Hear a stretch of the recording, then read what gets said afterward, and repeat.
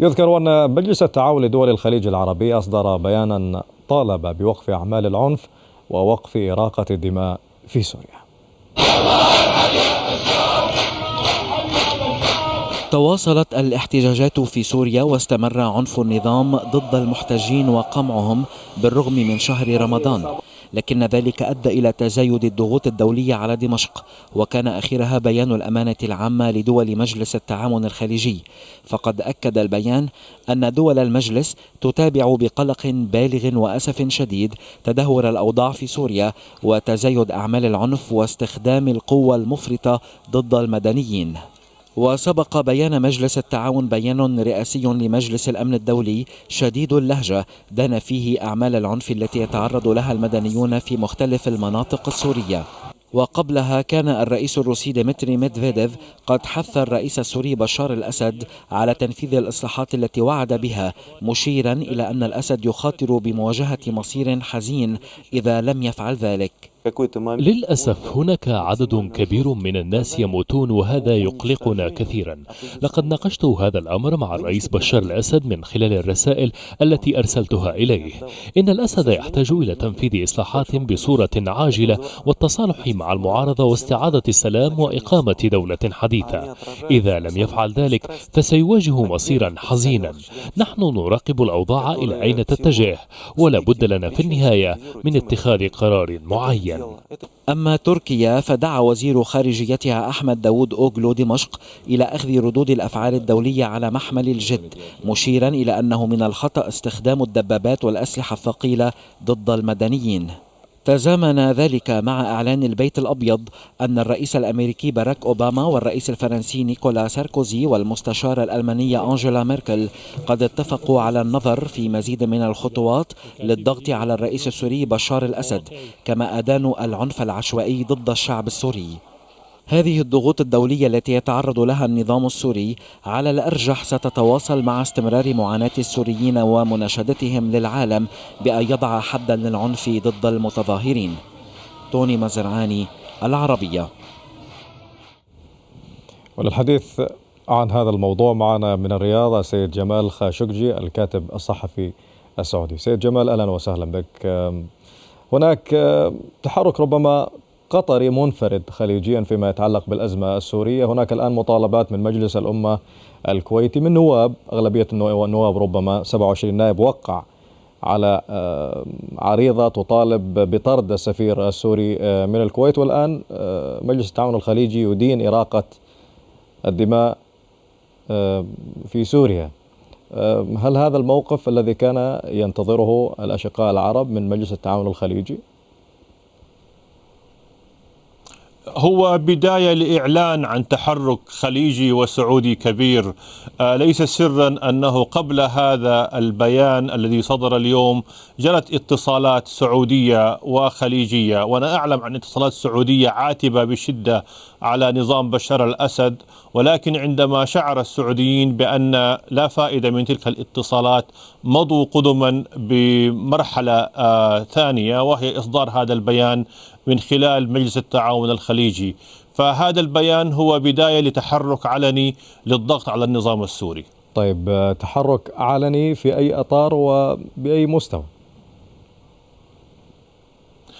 البيان الخليجي وضح المقاصد. المطلوب من النظام السوري هو البدء بإجراءات إصلاحات حقيقية، وقف إطلاق النار، احترام كرامة الشعب السوري، بمعنى أن تمضي 3 4 5 أيام من التظاهر السلمي بدون قتل إنسان واحد في سوريا. هذا هو المطلوب. إذا بعد ذلك يمضي بالإصلاحات. الإصلاحات اليوم التي يعلنها النظام السوري غير مقبولة لدى الشعب السوري، ولكن عندما يتوقف قتل الشعب السوري كما حصل في ميدان التحرير بمصر. ميدان التحرير بمصر مضت أيام عدة قبل سقوط نظام مبارك بدون إطلاق نار بعد فشل موقعة الجمل الشهيرة، ولكن النظام السوري حتى الآن لا زال يقتل، ولكنه يقتل بذكاء. هو لا يريد أن يستفز العالم إلى تدخل وإلى فعل غاضب، ولكن يريد أن يستمر بسياسة نشر الرعب في الشارع السوري والمدن السورية، عسى أن أن يؤدي ذلك إلى إخافة الشعب السوري ومنعه من التظاهر. هذه الخطة السورية، ولكن العالم كما هو واضح غير مستعد لقبول سياسة القتل البطيء هذا. طيب، هناك قلق خليجي، هناك مطالب بحماية المتظاهرين وإعطائهم الفرصة بالتعبير، ولكن دول الخليج العربي ومجلس التعاون الخليجي كلاعب فاعل في المنطقة لم يستخدم مثلا كلمة إلا التركية التي تستخدم، بأنكم إذا لم تقوموا بذلك فنحن سنتحرك في الجهة المقابلة بطريقة ما. نعم، لأن الأتراك قادرين على التحرك. دول الخليج لا تملك التدخل العسكري في سوريا، ولكن الأتراك قادرين إما منفردين أو من خلال الناتو. لكن لا يزال، أنا في رأيي أنه لا يزال على الشعب السوري أن يستمر بالمطالبة حتى يصل الحافز لدى العالم إلى تدخل من هذا النوع. التدخل في سوريا جدا صعب عسكريا، لذلك لا نستعجل فيه ما لم تحصل سربنيتشيا، وهذه مسألة مؤلمة جدا، وأنا متأكد أن إخواني السوريين سوف يضيقون من هذه الجملة. وأقصد بسربنيتشيا أن العالم الأوروبي صبر عامين كاملين على مقتل المسلمين في البوسنة حتى وقعت مذبحة سربنيتشيا التي سقط فيها 11,000 مسلم. حينها تحرك العالم، أمريكا وأوروبا، ووضعوا حد تلك الحرب في البوسنة.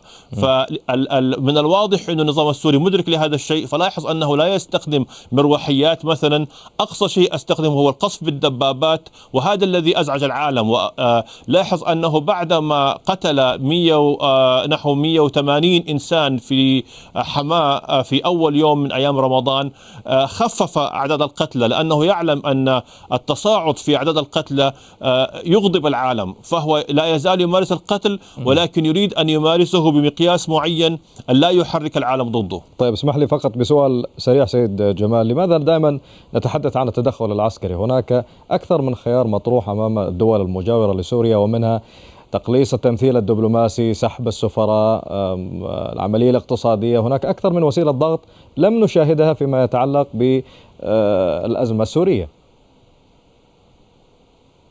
بالطبع، هذا الذي قصدته بأن المسافة طويلة حتى يتم تدخل عسكري من قبل الناتو أو غيره، ولكن قبل ذلك سوف يشهد العالم سحب سفراء، مزيد من الغضب، احتجاجات علنية من قبل مسؤولين سعوديين أردنيين، التدخل أكثر من الأتراك، تحذيرات واضحة وصريحة. التدخل العسكري جدا صعب، جدا صعب في الحالة السورية. ليس مثل ما حصل في ليبيا، ولكن العالم لا يستطيع أن يصبر على هذا القتل البطيء.